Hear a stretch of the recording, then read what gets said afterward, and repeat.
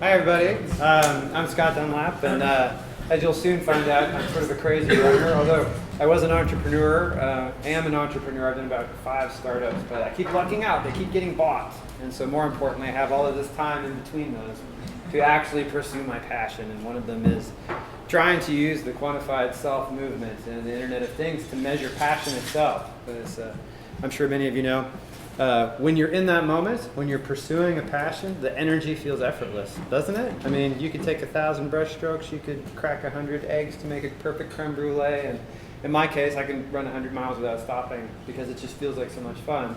But it also makes for a great data source. So this is a 20-minute presentation. I apologize if I fly through it rather quickly. It's all on YouTube if you want to see me make a presentation in Paris about the whole thing. But when I say I like to run, it's more like this guy. You guys recognize this guy, Forrest Gump? I love to run, and I can't seem to get enough of it. It's largely because the more I run, it seems like the more energy and optimism and enthusiasm I have to pour into every part of my life. And I feel like I'm preaching to the choir here. You guys are all entrepreneurs, so you know all about this. It's hard for a lot of folks to grasp this concept that if you pursue a passion in one part of your life, you become passionate about everything.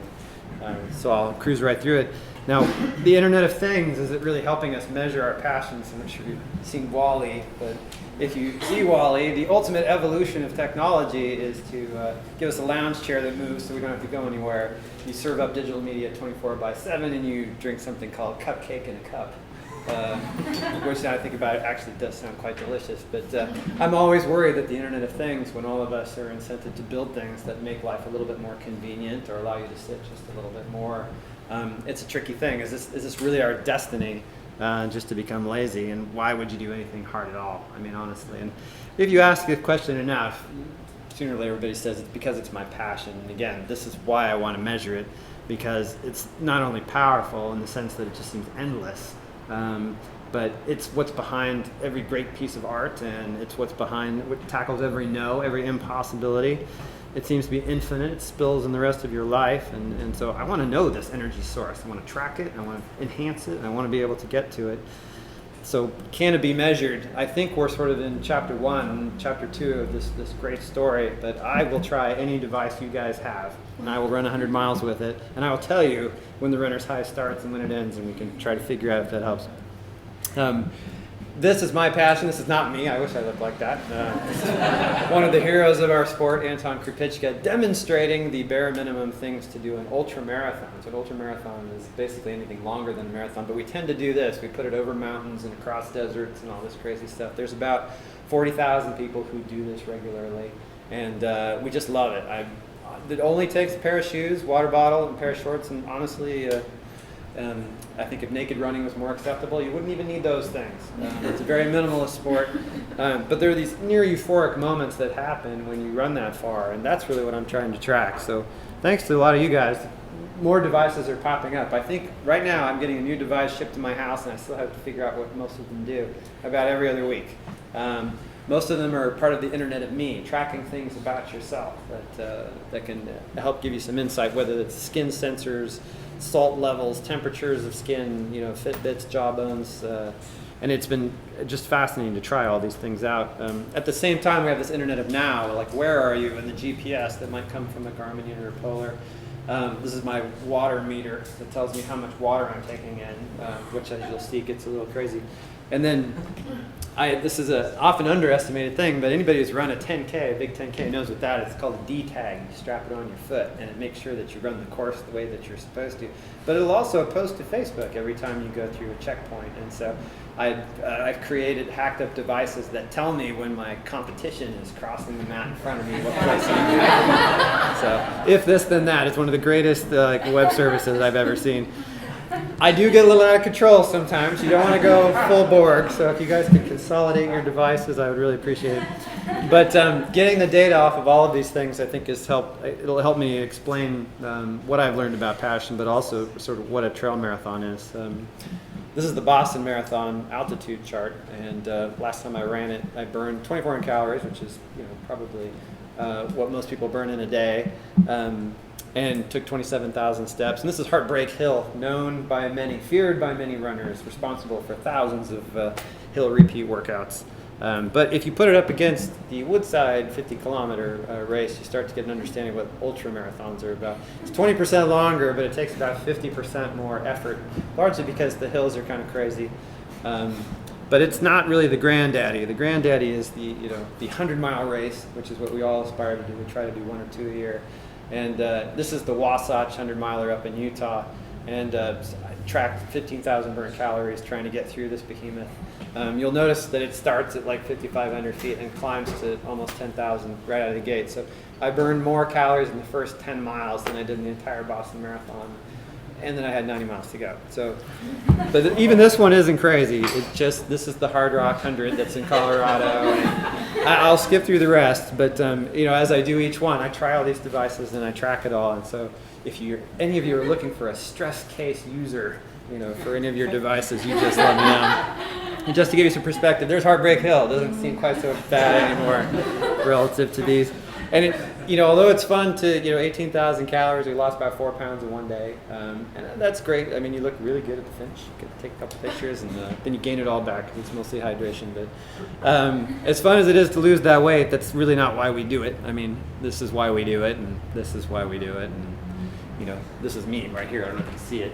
But this is circumnavigating Mont Blanc. But that proportion that you get, that understanding of it's just you versus nature, it's absolutely fantastic. And I think of all of the devices that I've tried, one that's a couple of Russians hacked up for me was probably the best one to understand what happens when you run 100 miles.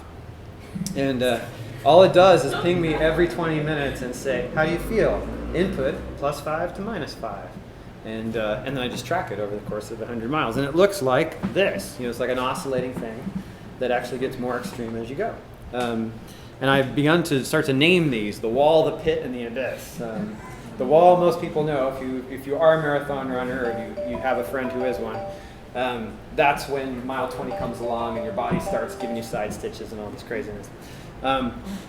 You get through it, though, you actually feel better than when you started. It's a weird thing. And then the pit is really about all of these voices in your head. Like anything you've ever heard that puts you down. Like I've heard 4th grade na-na-nas, like pop. It's amazing what the subconscious will store.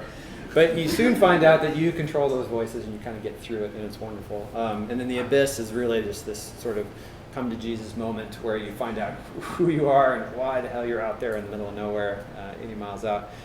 Now, startups, for all you are in startups, have the same 3 phases. This is your first product. Shipping that first product's hard, and it feels great afterwards. This is the 30 customers who call you every day, and they ask for 30 completely different things. That's the pit. And then I do have a business model. I really do, even though you're working at scale. That's the abyss. But you can get through it. And then this moment is well worth the fight, both in the startups and in the running. And I will tell you, in the running, the most fascinating thing that I find is this is about 75 or 80 miles into the race. Your heart rate actually drops about 15-20% while your speed increases 10%. So right at the time where, honestly, I should be in so much pain, I shouldn't even be able to walk.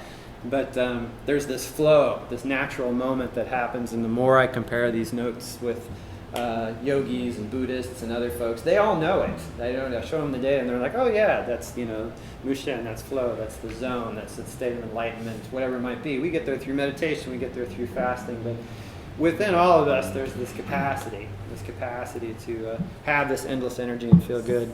Scott, sorry to cut you off. I want to get some questions as well. Sure, so I'll skip another couple of sentences you want to get out there. You got it. No, I have a lot on here about what euphoria feels like and some various conclusions, but the truth is, since you're all quantified self folks, I'll just let you know that this is my pursuit, is to try to find out as much as I can about passion and why that energy feels endless. So if you've got anything that I can strap on, put on, let me know. I'd be more than happy to do it. My next 100 milers in about 4 weeks. So, and if you don't have a passion yourself and you don't feel like it's spilling over into the rest of your life, you just need to change direction now. Okay, so I'm sure that's obvious to a lot of you guys, but it seems to be a big revelation point to some audiences. So. Happy to answer any questions. Yes. Have you hit the euphoria point anytime before 75 miles? I have, and it was largely because of sharing stuff with the Buddhists. So it turns out they all meditate and fast a lot, which is a lot like running 100 miles.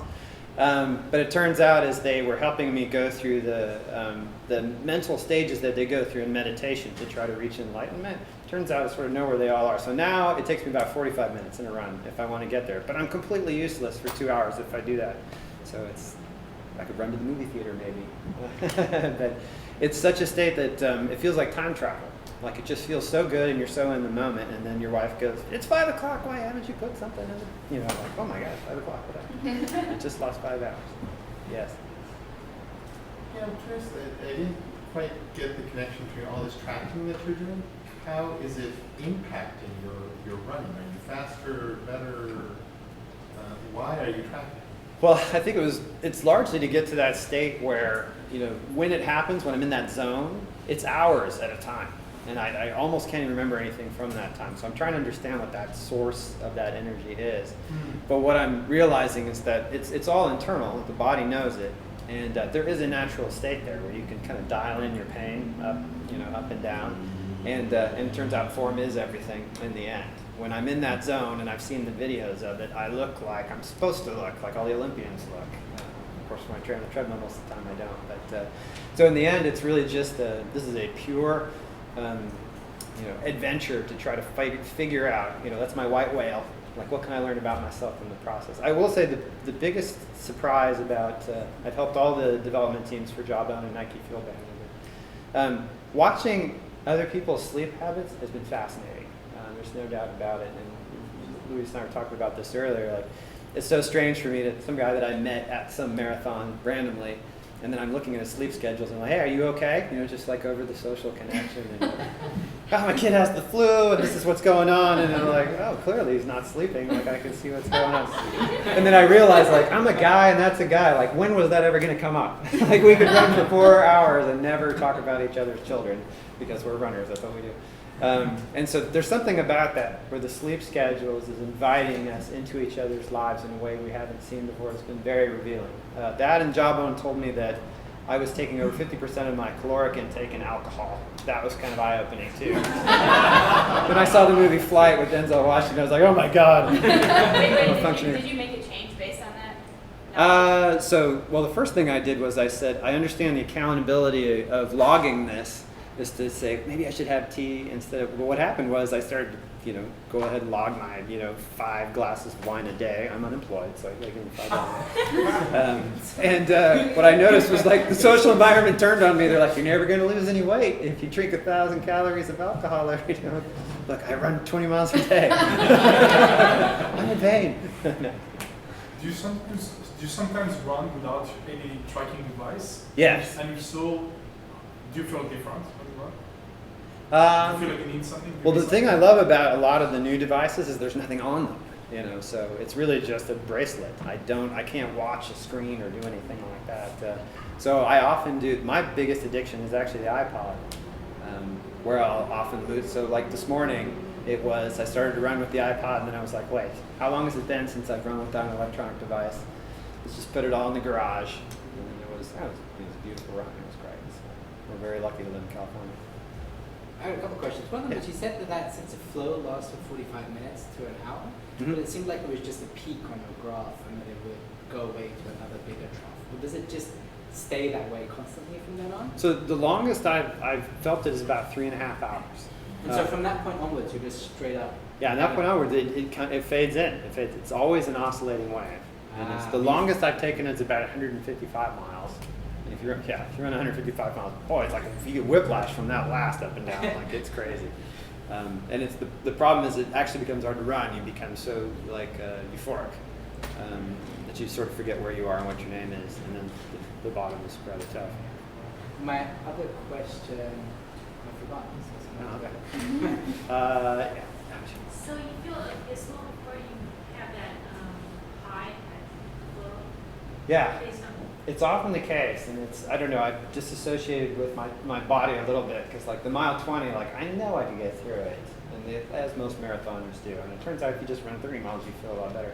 But there's always that stage of, the first one's very physical, the second one is all mental, it's all telling you just quit, just think, and then the third one is nothing short of hallucinogenic, like it just, you start seeing down pillows on the side of the trail and smell waffles and eggs and coffee and I could just stop and have it's yummy again. So it's, but each one, yeah, sort of, and then it sort of fades away. Like it just gives up. Your brain gives up and goes, all right, well let's just feed it this euphoric moment and see what happens. Yeah.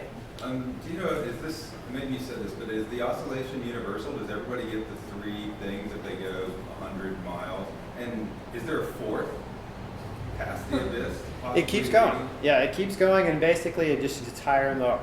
Okay. And so, and it's, we have these, ultra runners have these events, these 24-hour events, where it's just a track, and you just run in circles for 24 hours, see how far you can go. If you want to see what that 4th or 5th wave looks like, just go to one of those, because it's just, it's ridiculous. Crying, and then they get up and run a 600 miles. Whoa, it's strange. Yeah.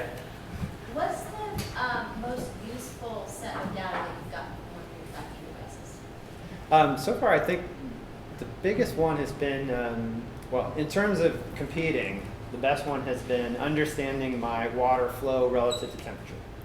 Relative to what? To temperature. Because some of these races are across deserts and things like that, and everybody, well, most of the scientists will tell you, well, your body can only input, probably 30 to 40 ounces of water an hour. But well, if it's 110 outside, actually, you can take in about 80. And so it wasn't until I tracked it that I understood that. But I would say, from the personal perspective, watching, I have a blood monitor that tells me what my creatine levels are, and then resting heart rate, and then my sleep schedule. And you put the 3 of those together, it actually tells me if I'm overtrained, which is the death knell for me. Like if you're overtrained, I just lose the whole season. So it's kind of looking at those 3 to say, all right, is my body stressing?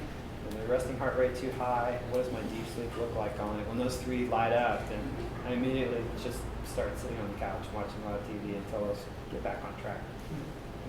So that's been really helpful because I don't feel it when it happens. I only see it in the data first because it's feeling overtrained comes by a week later. Cool. Okay. I think that's fine. Awesome. Thank you. Yeah.